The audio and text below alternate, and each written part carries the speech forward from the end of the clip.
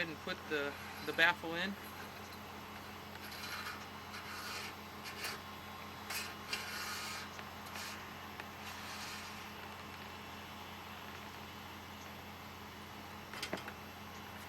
And take some needle nose and make sure this thing gets clipped in there so it can't fall out.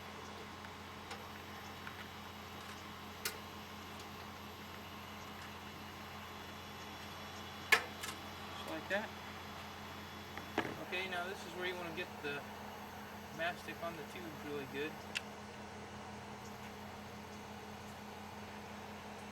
Nice thick bead on there.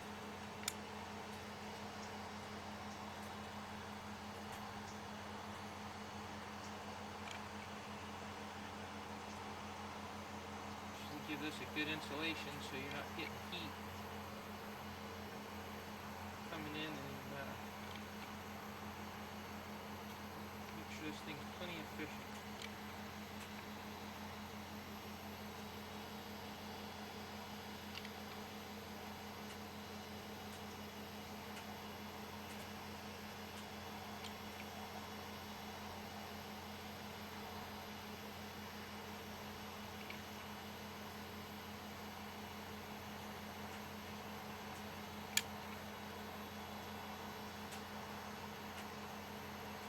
Plenty on these tubes, and then I'm also going to do it on the outside of the box, right underneath where the foil back seals.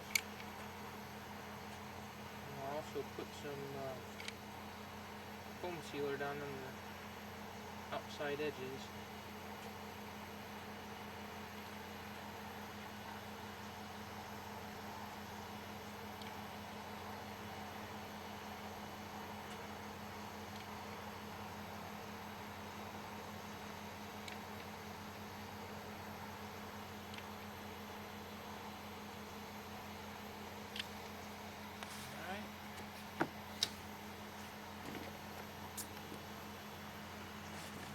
Here. And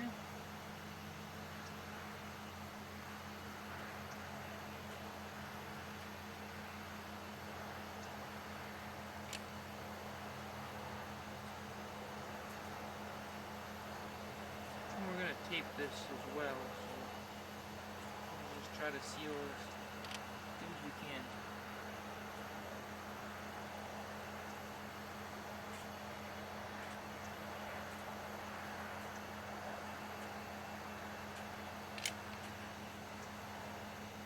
Looks like somebody before me sealed this in here, so I guess I'll put some of this in and then a little bit of foam as well.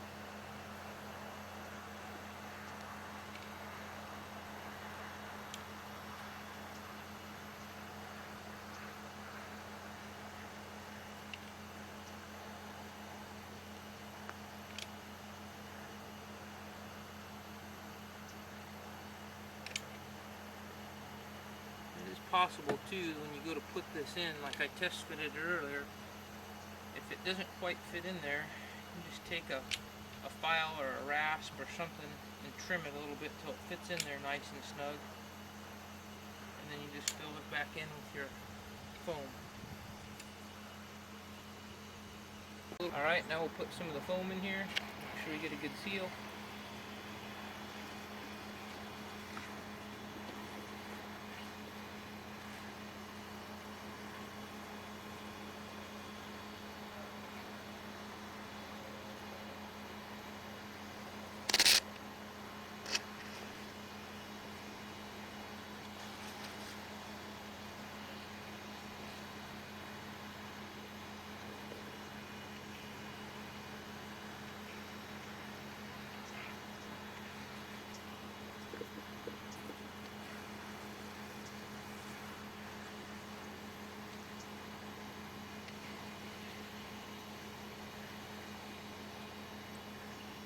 Alright, now we can lift up the cooling unit and set it in place.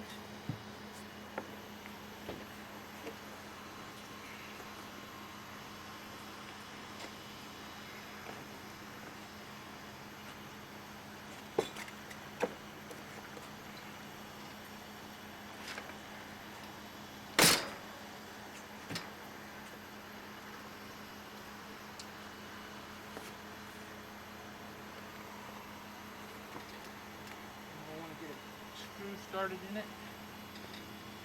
Just hold it on so we can lift up the unit, and then we're going to put the screws in from the inside.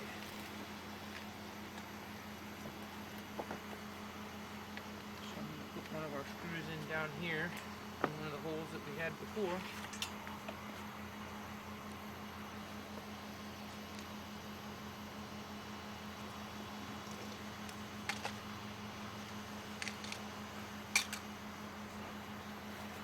Just to hold the unit still so it doesn't fall off the back while we stand it up. And get those screws started in the inside of the freezer box in the refrigerator, just to make sure they're going to work. Alright, get this thing stood up.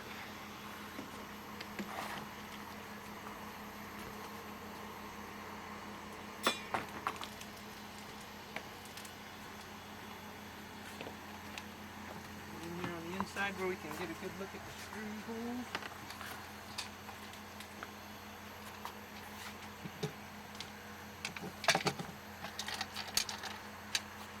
We should be able to reach back here and move it around a little bit, make sure we get everything lined up the way we want.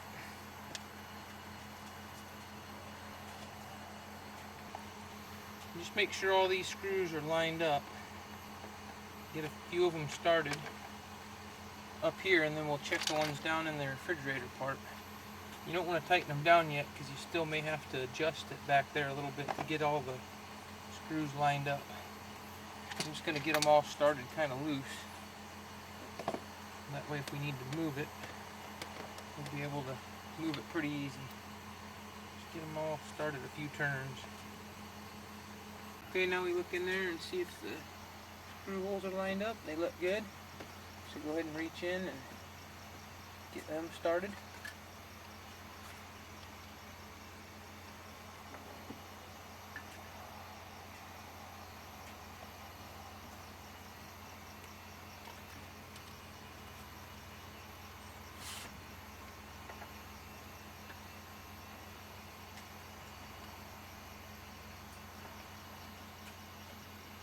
Now that we have all the screws on the inside, they're all loose, so you can still move this thing around. You want to make sure that the boiler tube here looks like it's pretty much level with the side of the refrigerator.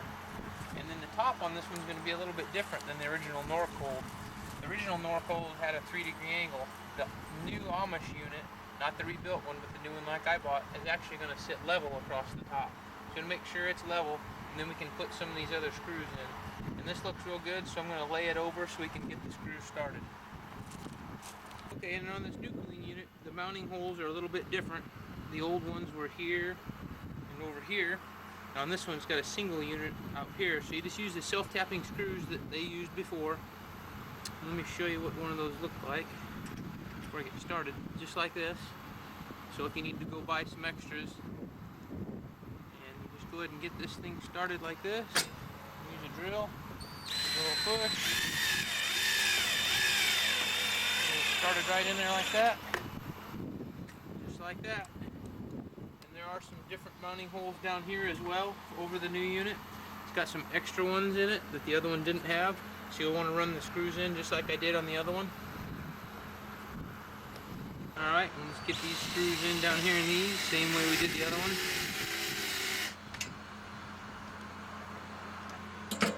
This one actually lined up with one of the old ones. Let's run it in. Be careful not to tighten them too much or you'll strip the sheet metal. This one here, we had to put a new one in.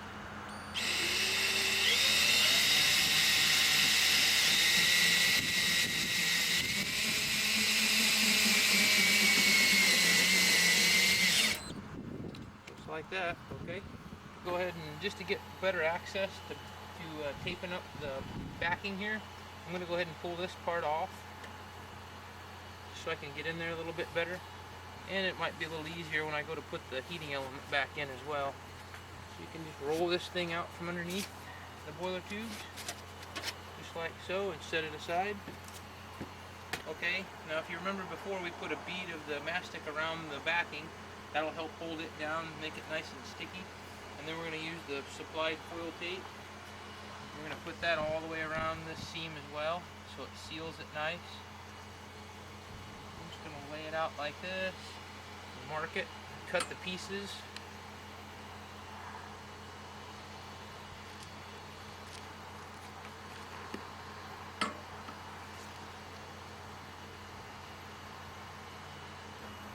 It's got the foil back sticky. I recommend doing this when there's not as much wind. Might be a little easier. Get this stuck on. You want to do this all the way around this, all four sides.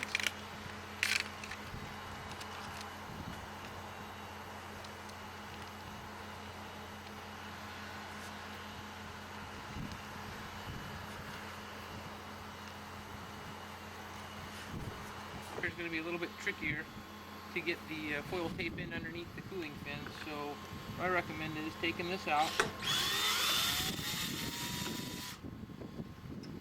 you can get underneath there a little bit, then use something to hold this back, push it up, shim it up with something small like that. That'll give you a little bit of a gap there that you can work with, and then you'll be able to slide the tape in underneath. Then once you get the piece cut, fit in there, just slide it in like this, move it back in there just a little bit, get it where you want it, stick it down,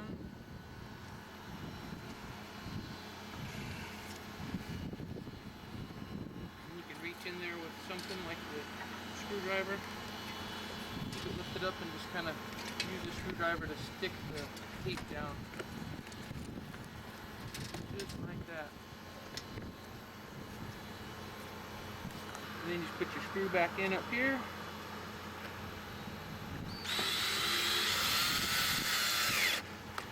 Just like that. Okay, and then just finish doing your other sides.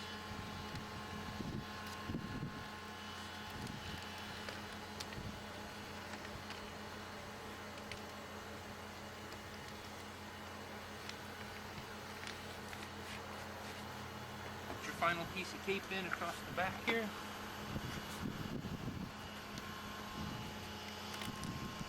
Again, it's still pretty tricky with the wind blowing.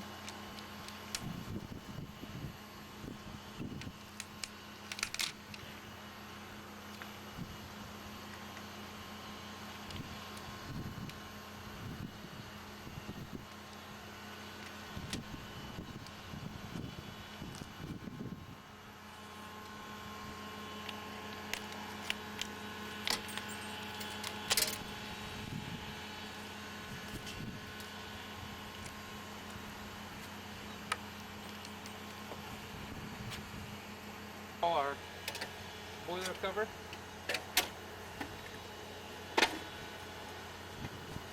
Make sure you get that insulation all the way around it.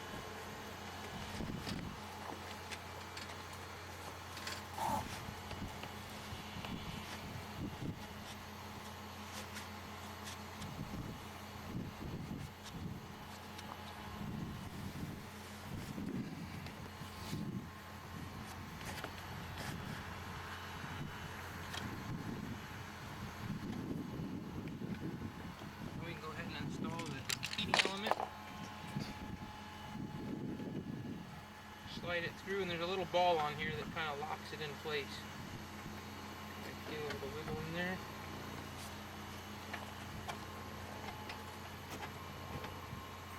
Just like that. I'll hook the wires up here in a minute.